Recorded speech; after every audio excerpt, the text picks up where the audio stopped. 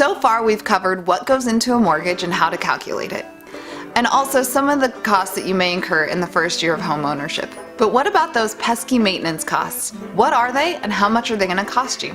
Let's have a look at a little sample.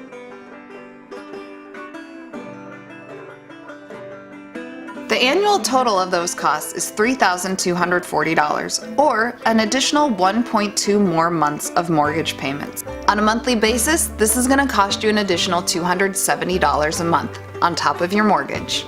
If you're renting, these may not be numbers that you have a line item for, so they are numbers that you need to consider. Before you buy a house, think of what some of your additional costs will be and make sure you factor them into the budget. If you need help with this, just let us know. Give us a call or send us an email. We are always happy to help. We want you to join us. We want you to join the evolution.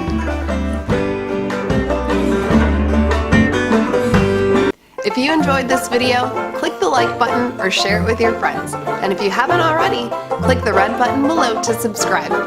We want you to join us. We want you to join the evolution.